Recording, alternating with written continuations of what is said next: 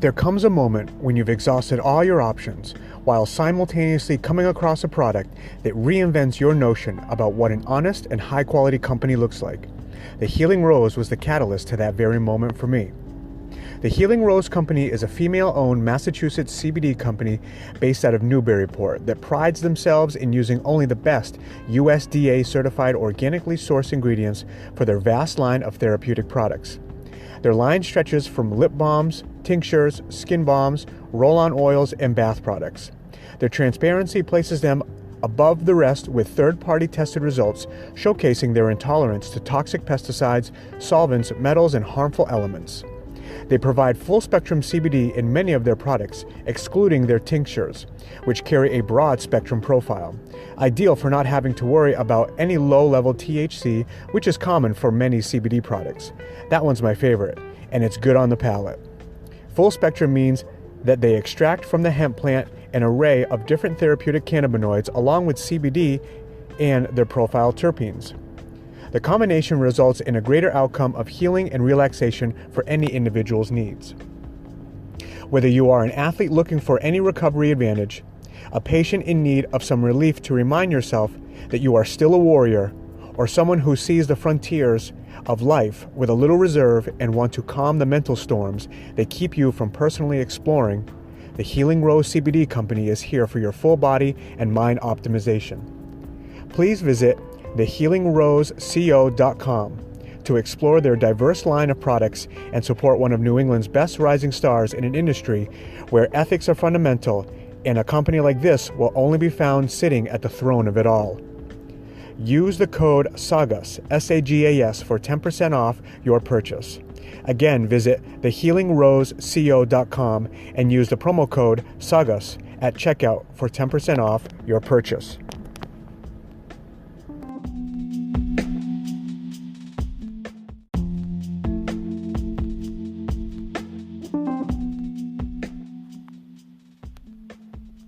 To the many martial artists, entrepreneurs, dreamers, and thinkers, how often, for your own sake, would you love a symbolic reminder of your mentality and the perfect dichotomy to match?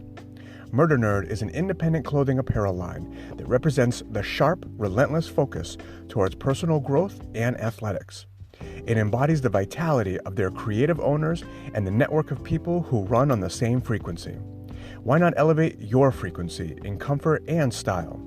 Visit www.murdernerdsfitness.com for their personal line of shirt and hat wear. Enter the promo code SAGAS, S-A-G-A-S, for 10% off your purchase. Again, visit murdernerdfitness.com and enter the promo code SAGAS for 10% off your purchase.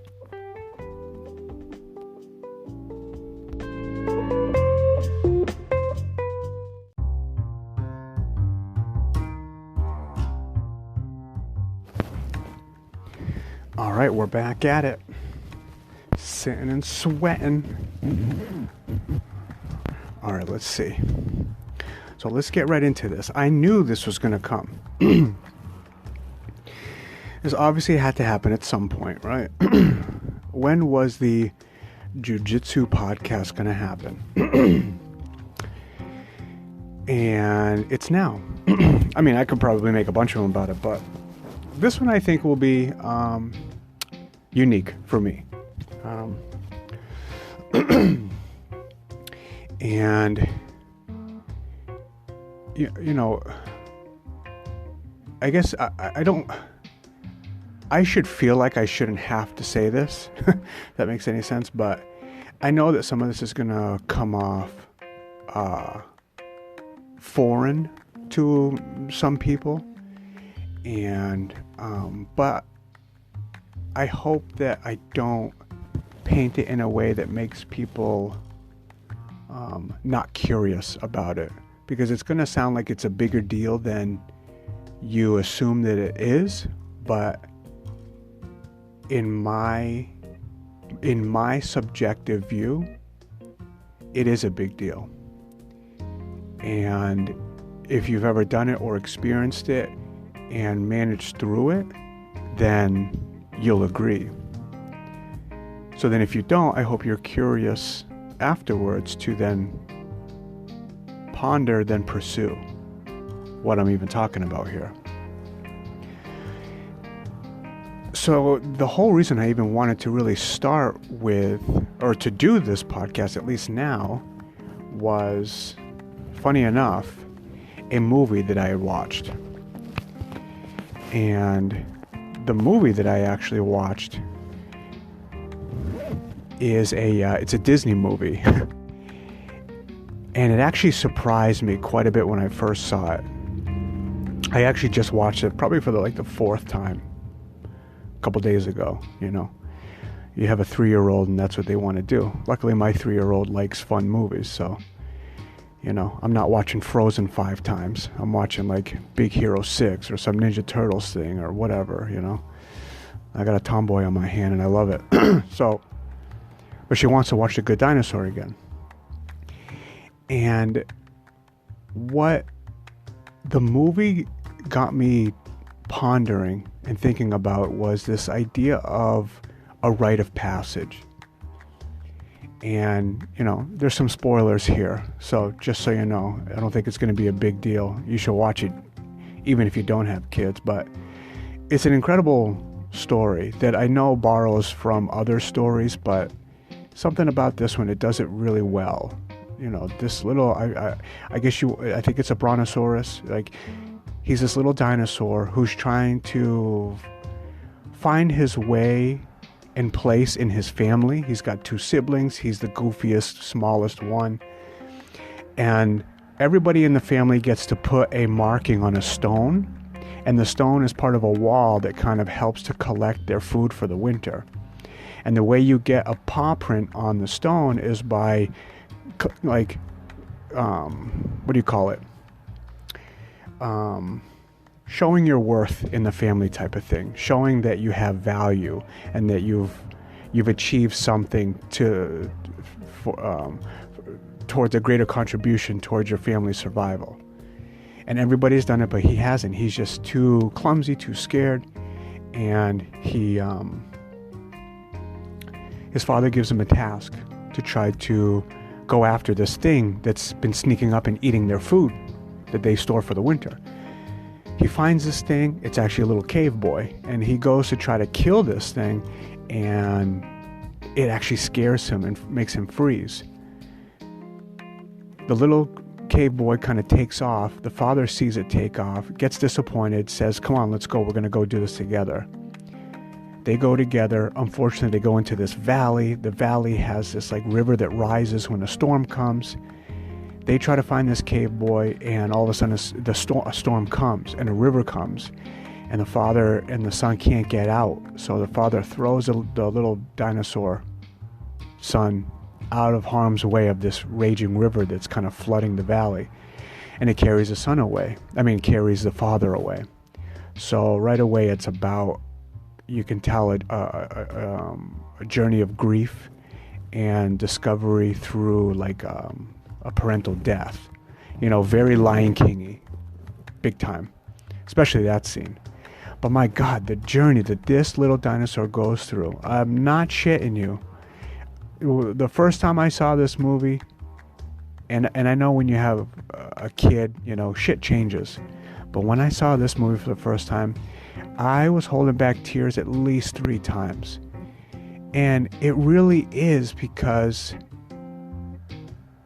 it taps into such a archetypal theme and story, which is good because that's what people connect to. That's why people are into hero movies. I saw myself in what this boy was going through, and I rooted for him the whole time, this little dinosaur. Because he makes friends with this cave boy. They need each other. They save each other. They're angry at each other in the beginning, but then they save each other. They battle with each other, all on this voyage to try to get back to where the dinosaur lives. And the amount of fear and danger that the dinosaur goes through, and all these really almost borderline inappropriate moments for a Disney movie, what this dinosaur goes through is profound when you think of it in the context of relaying it to your story, to your own story. And, a very weird part of that movie, honestly, is that they're on a walk trying to find food. They find these apples on the ground. They eat the apples, and they look at the apples and they're like, oh, these are kind of rotten apples. And I don't even know if they were apples. And they start looking at each other and they start giggling, and all of a sudden, if you've ever gone through this, you know what's about to happen. All the colors start to go bright, weird, their eyes morph, they're giggling, their faces morph, they end up switching heads and bodies, and they're like floating in the sky and skipping and having a ball, and then they're done, and they look hungover. And it's literally probably a 30-40 second scene, probably even less than that, but 100% that Disney movie showed these two characters stumbling on some kind of psychedelic and having a fun little time with each other. And I can't believe I even saw that in a modern day movie. Like, they trip with each other. And it was kind of neat because even that plays into the story, where in that moment of them having that moment, they're bonding, right? So in a weird way, it shed a light on just another part of his journey, which was essential, which was getting closer to his companion for better survival, and going through that. Some cultures use these medicines to kind of go through this type of journey. I mean, the thing itself is called kind of a vision quest. So that was kind of neat. And, long story short, they meet a lot of different characters, go through some insane stuff. And he finally makes it back home, and he was reunited with his mother and his siblings. And after this whole journey, and some details kind of at the end, once he actually meets his family, he gets to put his paw on a stone next to the rest of his family. And it's just very heartwarming, and really, really reminiscent of like either the hero's journey or just in this moment a rite of passage. And I know a lot of cultures have them. We like to paint certain ones in our culture with rites of passage, with getting married or bar mitzvahs or first communions, but it's like they're just events where then afterwards you like think that you can speak a certain way to like a kid after these things, and it's it's the conversation is loaded with more responsibility. So like that's supposed to be their transition, is like, all right, now I'm going to talk to you as an adult type of shit. But they don't really like force any modulation of character or personality or heart or mind, really. A quinceañera for a 16-year-old girl is just an excuse to fucking get presents and look pretty. It doesn't do anything for her character other than like, all right, now we're going to talk to you like a woman. What does that even mean? What does that mean? So to me, those aren't real rites of passage. And some cultures have real ones, and they can be violent, they can be scary. But I don't really know of many now, and I think I question that a little bit and wonder, like, wow, that would be really. I wonder what, on a macro level, like what our society would look like if more kids had to go through a certain kind of gauntlet like that at a certain age. And it's neat because when I look into it, it's like there's 3 stages to it. There is the separation, there is transition, and then there's incorporation. That's what the 3 phases are. So when I parallel that to like myself, and I'm like, you know what? I can see my personal jiu-jitsu story like this. And it continues, but like, when I use those 3 stages, I can pinpoint where they fall. Like, the day you sign up is your separation, because separation means separation from a group and an idea, and also from yourself. There's a lot of symbolism in this rite of passage idea. And like when you sign up, and I don't know if you consciously do this, but it's like you do kind of leave your old self behind with good intentions, the intention to continue and to find what is ahead of you in that discovery. And for me, it was like, yeah, I wanted to say goodbye to an old version of myself, an old passive, insecure, kind of uncomfortable in my skin self, and I wanted to venture out into joining a group that was on the other side of all that bullshit. I wanted to see myself as somebody who was hardworking.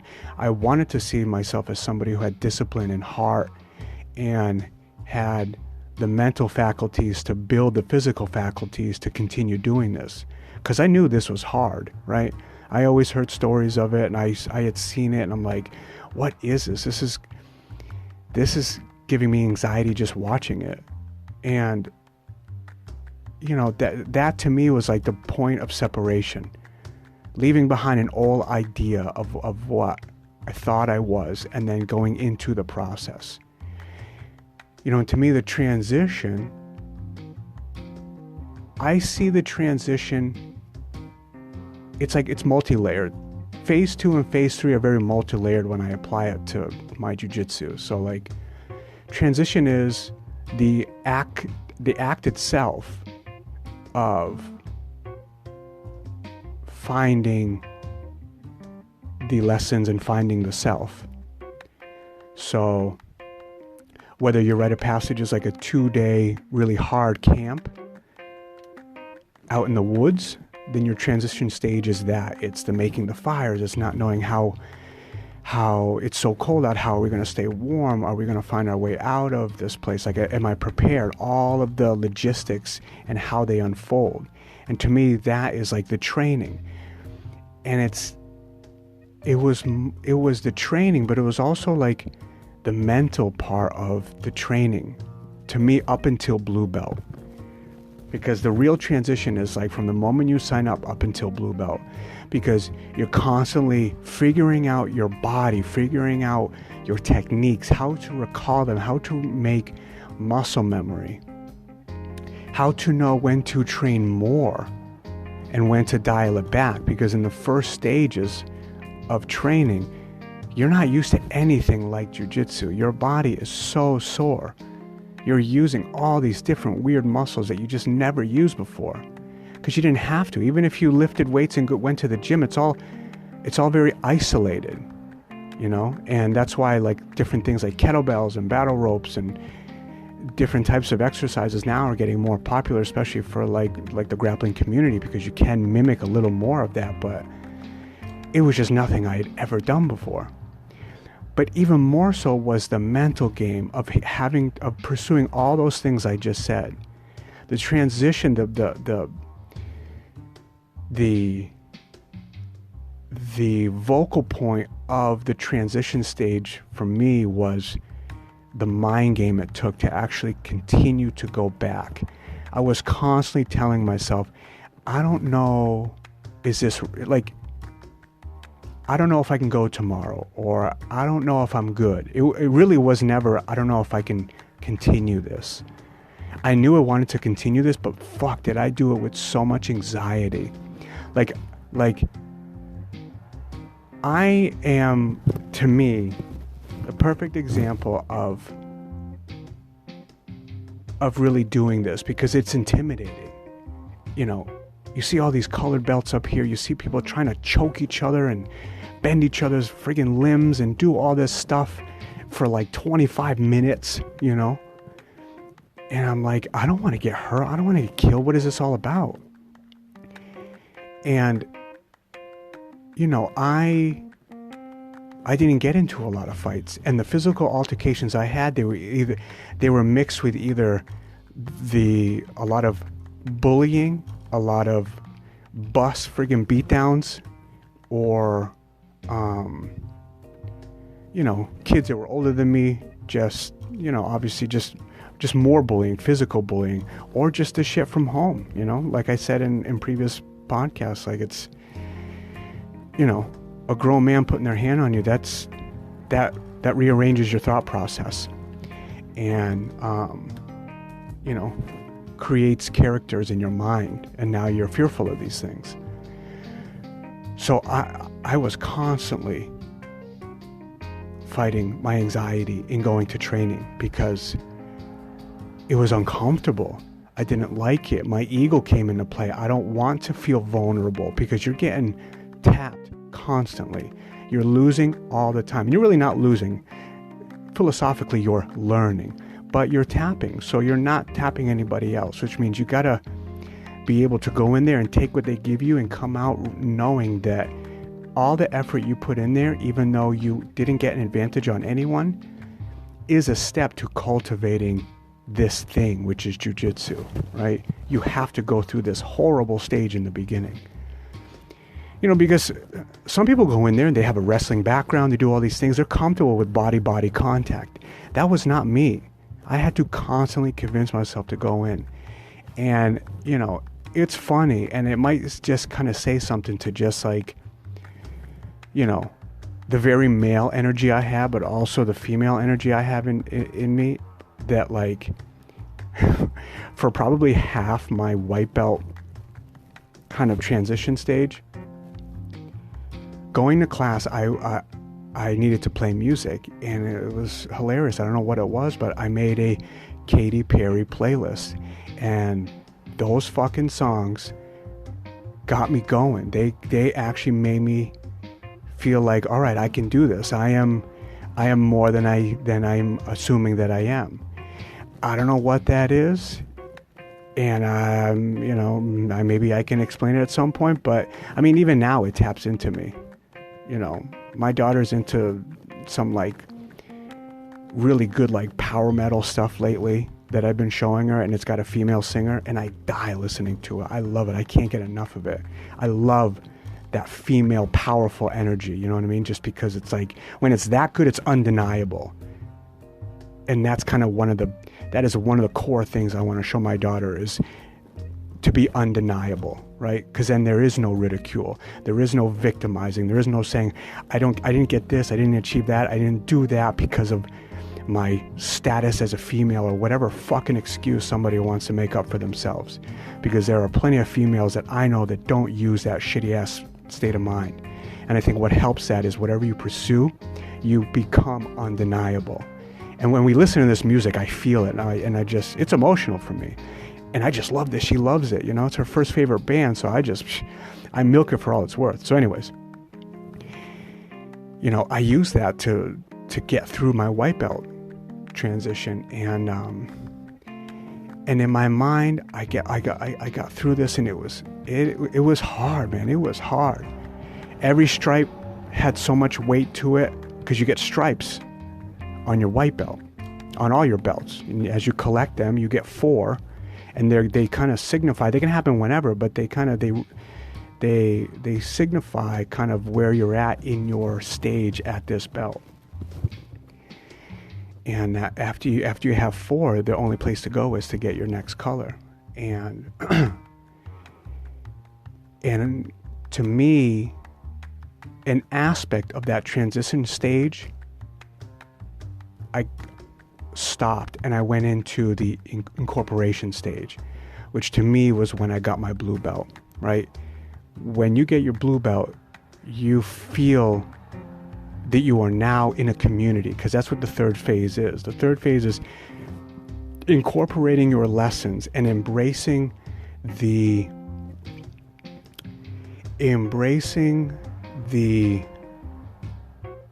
strengths and the fortitude that you've just gone through in your transition stage, and intertwining them into the person that you now want to become, so that that person actually helps your community and helps the people in your village, or helps the survival of your family and friends. You know, you now become a little closer to becoming a pillar in your tribe. but also feeling a part of a tribe. And that blue belt made me feel like, all right, I'm in it. I have earned my way into a color. And getting that blue belt was very emotional. I mean, I had a ceremony. I had my wife and my sister there, and they knew how important it was, and they knew the grind. They knew what it took. Going multiple days a week. Trying to eat right the whole time, because when you eat like shit, you don't do well. Going at 7:30 at night. You're going there fighting at like 8:30 at night after you've worked all day, and then getting up early to try to do it again and after work. It's not easy, but fuck, is it rewarding, man. You feel what you really are, because you're testing what you really are on those mats. Physically, you really are. And it crosses over into just how you cultivate your mental states and how they carry you. There's an old saying of like, how you roll on the mats is how you roll in life. And I 100% believe that, because people have different styles when they roll, different techniques, and that's what makes rolling so fun, because you have your own and you get to see how that matches up with somebody else and see how theirs is better than yours, so you can fix your game. It's an endless feedback loop where everybody's just elevating and getting better and better and better and better. And that's your tribe. And I felt that I had now transitioned into belonging into the jiu-jitsu community. And the crazy part was that, like, as I got my blue belt, so many things happened in my actual life. I bought a house. The big one was I had a daughter. And the things that I had learned mentally on just getting back to the gym, and then never mind refining my technique and what I needed to do to get an advantage through this kind of physical chess game, served me so much in just how I was able to handle the stresses of being a new father. It was unbelievable. And it helped so much. I mean, a lot of things helped me in kind of trying to be calm in the beginning of this, but just that little card that I had in my back pocket was like, no, motherfucker, you're a blue belt. Like you have a physical symbol of just kind of what you're capable of. So use that, pull from that when things get hard in your home, so that you can exemplify these lessons to your family and to your daughter, And fuck, was that huge. And as I was saying before,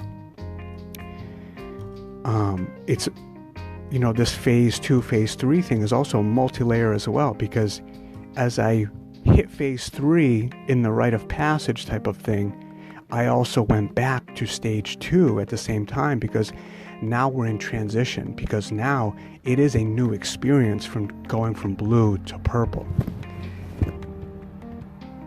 And that's a neat mechanism in itself. I love that. I love that that's in this.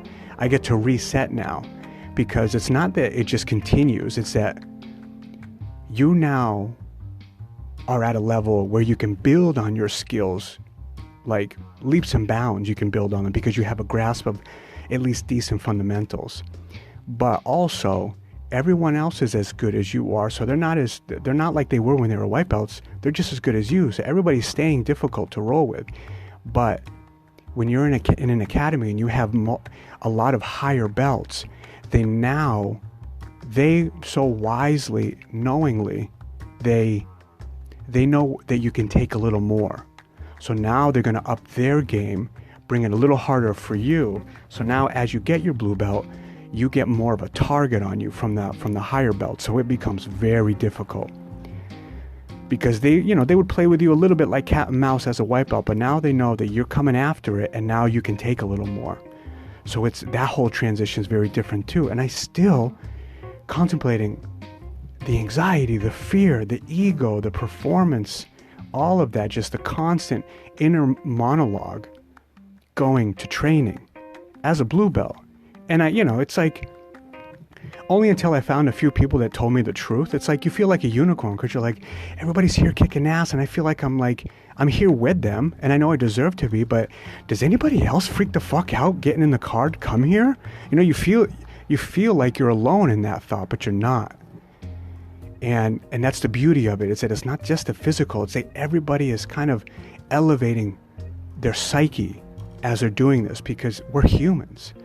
And we all have egos, and we're all working on trying to chip away at that. You know, and by what I mean by ego is like, you know, this idea of what you think your identity is and how you've flavored that with everything you've told yourself, and then all of it goes out the window because you're not the badass you thought you were. You're not the mentally strong person you thought you were. And are you willing to come back and do it over and over again so that that blade sharpens and sharpens and sharpens? Because it doesn't feel good if you translate all of that into failure. And that's why some people start and fucking take right off a good month in. And that's just the reality of it, you know? We get weightlifters in there, we get bodybuilders, we get all those guys. And this notion that they have about themselves, it becomes so dismantled when they come in there. And, you know, a guy or a girl at $140 is finding their way to choke them within like a minute or so, because it's all technique. It's all technique. It's not all technique, but, you know, the more you grapple, the more strength you get because of grappling and blah, blah, blah, blah. But if you don't know how to do it, you're lost. And when you're built like that and no one's ever tested you and you just kind of have this idea about yourself, you go in there and it's very humbling and it's just not comfortable. And people quit. A lot of people quit. And they quit more and more and more as you go up in rank. So, you know, phase 3. Oh shit, where are we at here? It's all right, we're almost done.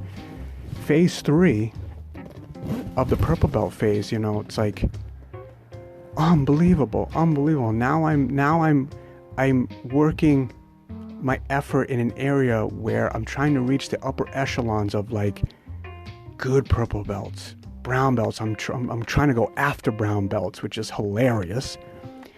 And then just really trying to go after black belts, which is even more hilarious. But you're putting in the effort. There isn't somewhere in the back of your mind where you're convince yourself that you're comfortable because you don't have any expectations because you're a white belt. No, there's an expectation. And that's what that phase 3 is, right? Is you get to incorporate it, but you get to bring back something from the ritual, from the ceremony, right? And the ceremony is kind of like is your belt promotion, and you carry that color in a way that you represent everything that comes with that color. The lifestyle, the health awareness, the knowledge of the technique, but also like what does that belt represent to you mentally? And that is what carries the most weight with me, because I've needed this martial art desperately, and it came to me at the perfect moment when everything started to hit the fan and things got very, very hard at purple belt. And if it wasn't for jiu-jitsu, I have no idea what the fuck I would have done at purple belt level life, really. And, you know, with the things that went on with my wife and all so close together, you know, like I've said before, in the last 2 years, unbelievable. Like, yes, I have my weak moments, 100%, more than I even want to admit.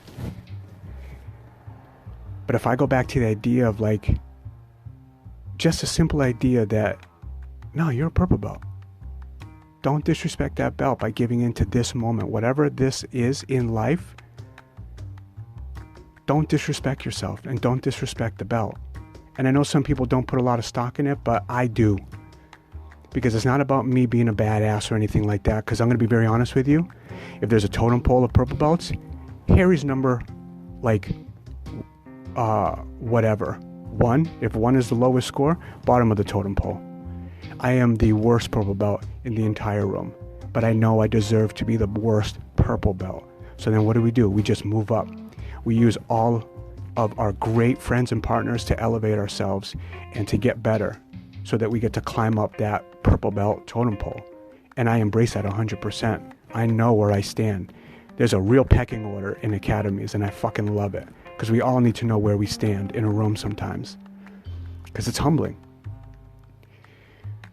But what it represents and how it translates into life is, I think, exactly what this rite of passage idea kind of tries to reinforce in kids into adulthood. But I think just like in adults need more rites of passage, whatever that means to that person. And to me, this is that. This was going into the frontiers of whatever this was, physically, psychologically, emotionally, discovering what it was, knowing that it's a long journey, and seeing how it changes me, you know, so that when the things from the side try to come up and try to trip me or take me off the path, I'll know how to deal with them better than I would have if I never started out in this voyage. And I will forever be grateful for the art itself, and I will be, you know, if there was a Jehovah's Witness of Jiu-Jitsu, it would be me, because I would be knocking on your door giving out pamphlets for a Jiu-Jitsu magazine, because I believe in it in that much. That is one cult that I am a part of, because I know what it did for me, and it is one aspect of my life that has elevated me and kept me stable and transformed me into what I was looking for a very long time. And I'm still changing, and I'm still growing and still learning and all that stuff, but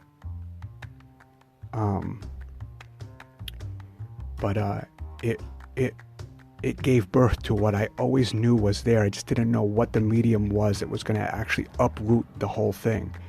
And it was this, and it's surprising to me, because I am not a tough person. I am not this, I am not that. I never did sports, I never did any of that. It is the perfect thing for a non-athletic person like myself to pursue. Because in the process, if it's done well with a good team and a loving coach, you can prosper and you can become what you thought you admired in other people before. But in your adulthood, you don't get to shrivel away. You don't get to give it up after college, you know? You get to stay into something consistent that is ever changing, mentally and physically. And I owe everything to it. And I am a lucky few people that I would consider to have gone through and am going through a rite of passage. And that's how I assign my jiu-jitsu journey. And I hope that other people find it, no matter what it is, because, you know, that hardship, whatever that is, if you engage in it and you kind of rise to that occasion and you figure it out, fuck, you are so better off, you know? And if we're all better off, we just all stop fucking with each other, you know? Less middle fingers on the road, less hateful memes, less this, less internet this, less depression-inducing, you know, like social media surfing, like all of this shit. You get to shed all of that away because you're in the moment in your pursuit. You're in the moment. It forces you to be in the moment. You can't be anywhere else when you practice something like this. It is paramount to be right there figuring it out. It is very zen. And yeah, so that's my cult. And if you're willing to join, please join, because we will welcome you with open arms. All right, guys. Thank you. Oh, and don't forget the Good Dinosaur. It's so fucking good.